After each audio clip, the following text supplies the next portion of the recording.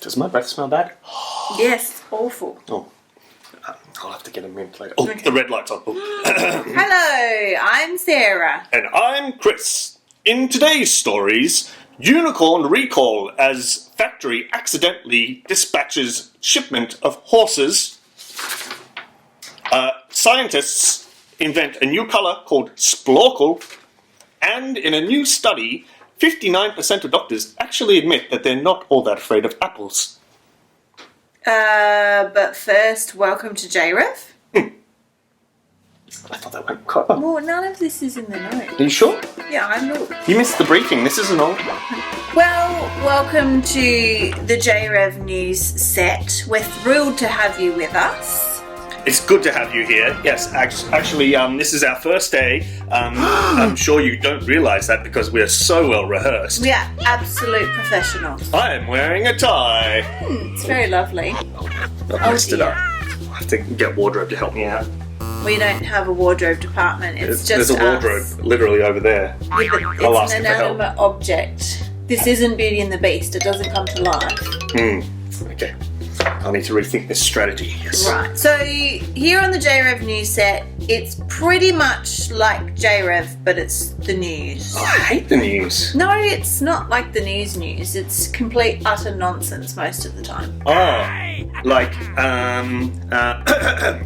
15 ocelots stowaway on the most recent resupply mission for the International Space Station. NASA still trying to work out how that happened. Exactly. That's the kind of, breaking news stories that we like to cover here. So just things that pop into our brains and that's news? Pretty much, yeah. I mean, sometimes the guys at home might have things for us, and actually we do have a couple of reporters out and about catching up on some live stories. Ooh. We might be able to cross to them at different points of the show. In fact, should we go and do that now? Sure. Okay. Hello, JRevers. Today we are using this humble piece of paper and some texters to make an awesome secret JRev code. I don't know if you've ever created a code before or ever written in a coded message, but honestly, it is the best. You feel like you are totally being a spy. So, secret message. Okay, you can invent any secret message that you like anything you can think of, as long as it's appropriate. I've chosen that my secret message is, I really love JRev. I'm going to keep it really simple because I want to show you guys exactly what you need to do. So you write that on your piece of paper, then swap to a different piece of paper, because now we are going to create the key for our code so that other people can solve it. So the name of my code is Sarah's code, because that's my name. Okay, so first of all, you write out the alphabet. Now you guys kind of know the alphabet, so I've just sped it up a bit. So just make sure that you've got lots of space between your letters, because you're going to need to write another row of letters underneath each of these letters. Now, what I've done is I've counted a few letters ahead. So I've started my code with the letter N and I've matched that to the first letter of the alphabet. Then I've just gone about writing in the whole alphabet to invent my code. So it might be that maybe your code starts with the third letter of the alphabet, or maybe it starts with the sixth letter of the alphabet. But for me, I think I picked the 14th letter of the alphabet. I think that's right. Someone will need to check the math on that. Anyway, moving on. Okay, back to our secret message. So, to create the code, I need to match the letter from my message to my code letter. So the letter I becomes V, the letter R becomes E, the letter E becomes R, the letter A becomes N. Are you kind of picking up how this works? Imagine if I was just talking this to you, it wouldn't make any sense, but watching it makes a lot more sense. So L becomes Y, and there's two of those in a row, and then funnily enough, Y becomes L. Then we've got an L that's a Y. You guys are picking this up, you're clever. Other things you could do, instead of using a different row of letters, you might want to come up with a series of shapes. Numbers is tricky because you really only can go up to 9, so I would probably avoid that. But pictures is fun if you've got more time than I do. Okay, I have invented my coded message. Have a look at the letters that are in that teal colour. That is our code. So, dear JRev spies, can you decode my secret message? This is the piece of paper that you would give to the person that you want to solve your code. So on this piece of paper, you just write your coded message. See how I haven't written the answer? Because I want them to be able to use my code to figure it out. See if they're a code breaker. See if they really are a genuine JRev spy. Alright. What's next? Well, you give them the piece of paper with the code on it and the piece of paper with the secret message, and you see if they can solve it. See how you go. Have fun, JRev. See you next time. Who does your hair? I have an excellent hairdresser. Oh, okay. I just do my own in case you couldn't tell. Huh? No, I could definitely tell. The red light's on. Welcome back to the studio. My name is Chris. You already told them your name. I know, I'm just reminding myself. And I am Sarah. As we were saying before the break, Sarah, we were getting up to... what did you do on the weekend? Yes. That's exactly what we were talking about before the camera started rolling. Nod in affirmation, yep. On the weekend, I... Listen intently. Am I supposed to be reading out all of the italicized words, or is that stage directions? I don't know if it's obvious to you guys at home, but I've never actually read the news before. Me either. Like, I have no idea what I'm doing. This is blank paper. Shh, don't give away our trade. Sarah, I feel like maybe the guys at home, they might have a few more clues about what's newsworthy. Do you think that maybe there's some way that they could maybe help us be good news presenters? Oh, you mean like the JRev letterbox? JRev letterbox! Oh, yes, of course, the JRev letterbox. See, we're not pros at doing the news and sending in segments and things, but these guys have been doing that for ages. They've been really good at creating content. Yeah. Maybe they should be executive producers on the show. Probably. It's probably going to be a better outcome for all of us if they are. So, if you have been doing anything at all, please, we'd love to show it on the show. Just get a grown-up's help to send it in to this address and hopefully we can have it here. Yeah, we need all the help we can get because we have absolutely no idea what we're doing. None.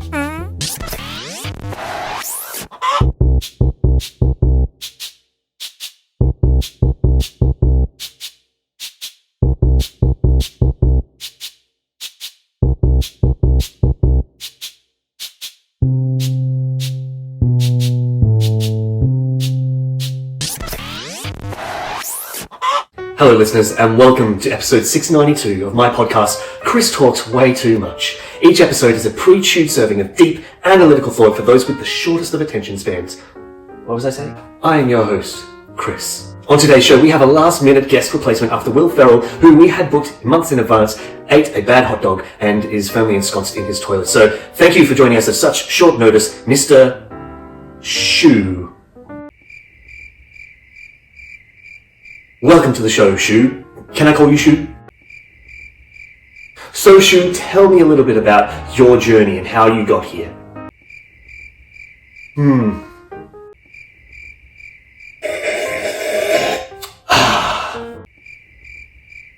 Well, that's a fascinating story, Shu, and I'm sure that our listeners will be keen to hear more from you, but right now, it's time to hear a word from one of our show sponsors. Are you tired of fighting for yourself? Has popping off lost its shine? Does it feel mundane when you let one rip? Cutting the cheese shouldn't get you down. And with Farts Online, you can now outsource your farts to the professionals. For only $17.95 a month, you can get pre-packaged, single-origin farts delivered straight to your door. So you can have all the farts, none of the hassle. Enter code ChrisSmells at checkout to get 1 month free taco farts. That's ChrisSmells at checkout for 1 month free of taco farts. See the T's and C's on their website, Farts Online, for all your farts desire. And now, back to our show. Shu, you've been known to be quite outspoken about global warming and the threats that our environment faces right now. Would you like to share some of those with us now? Wow. On a lighter note, let's hear another word from one of our great sponsors, JRev. If you're like me, you appreciate being able to gift a jelly to a loved one at a moment's notice, but the time it takes to go to the shops, find the jelly aisle, get the jelly packet, pay for it with your money, drive back home, open the door, get inside, open the drawer, get the jelly jug, boil the kettle, put the jelly crystals in the jug, put the hot water in the jug, mix it around, pour it in the mold, put it in the fridge, let it set, and then drop it around to your neighbour to say, hey, thanks for putting out my bins while I was away on holidays. Who has the time? That's where JRev comes in. For the low starting price of $46, you can now have a delicious plate of jelly at your fingertips on demand. That's right, jelly on demand. It's what the world has been needing all this time. Simply download the JRev app and use discount code WibbleWobbleChris for free delivery on your first 3 jellies. Don't wibble wobble about. Get the JRev app and get you some jelly in your belly. Now back to today's show. Is that right? Shu, thank you so much. I think that's all that we have time for today. If you liked today's show, please rate and review it on wherever you got this podcast. Make sure to also support our sponsors. This has been Chris Talks Way Too Much, and I need to go to the toilet. See ya.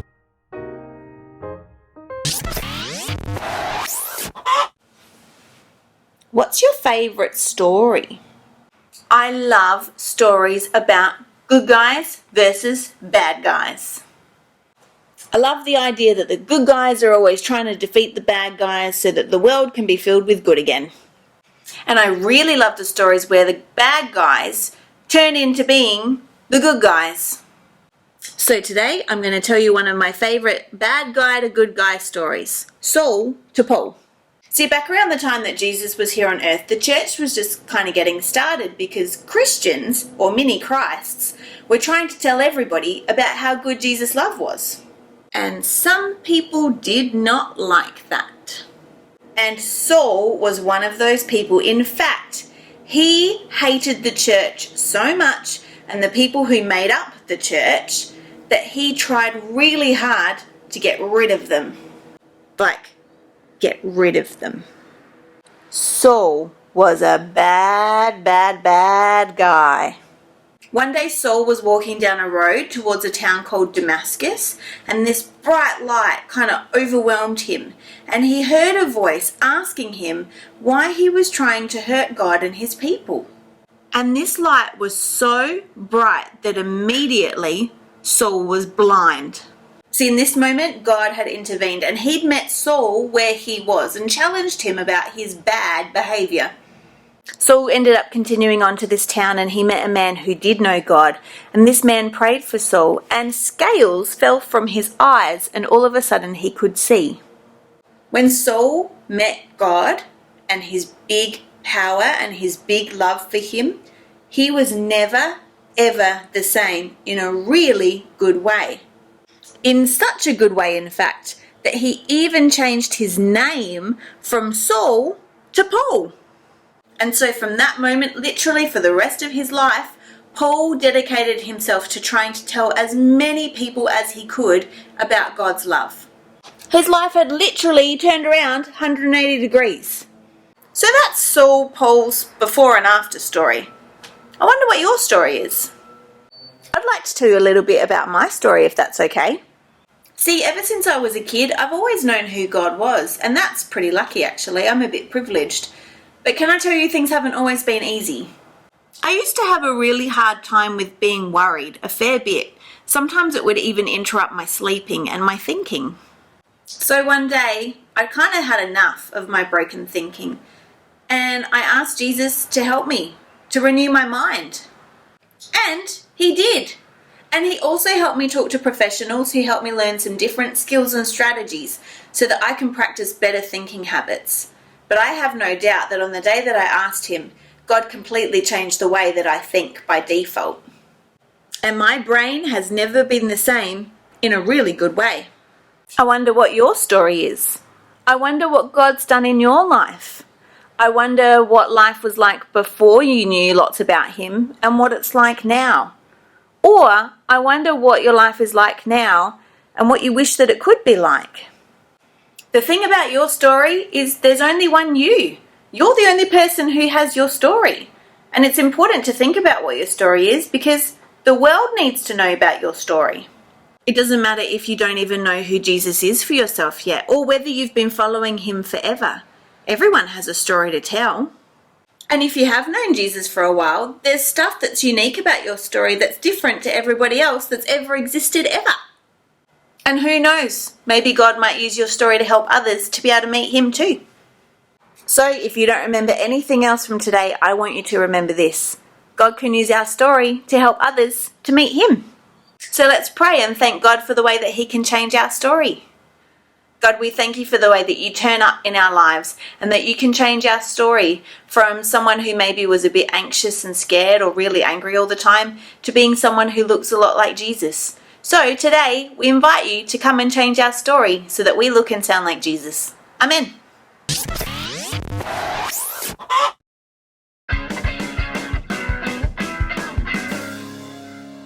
Our memory verse is from Romans 10:15. How beautiful are the feet of those that preach the good news. Let's do it one more time. Romans 10:15. How beautiful are the feet of those that preach the good news. I really need to go to the toilet. You've run out of time. We're about to start. No time? No, we're starting now. Gary, do we have time? We've started already. Gary, you're supposed to tell Hi, me. guys. Hello. Welcome back. Welcome back. Yeah, well, you've run out of time. Hey, Chris, do you know what time it is now? Toilet time? No, it's time for the JRev challenge. Oh, the JRev challenge! Great! Let's get through this really quickly so I can go to the toilet. Well, you have the clues to the challenge. Okay. Do you know what today's challenge is? Yes, it is write and rehearse your story. Oh, I have prepared one earlier. Just a moment, please. Just another moment. You haven't prepared for this, have you? I have. Okay, here's my story.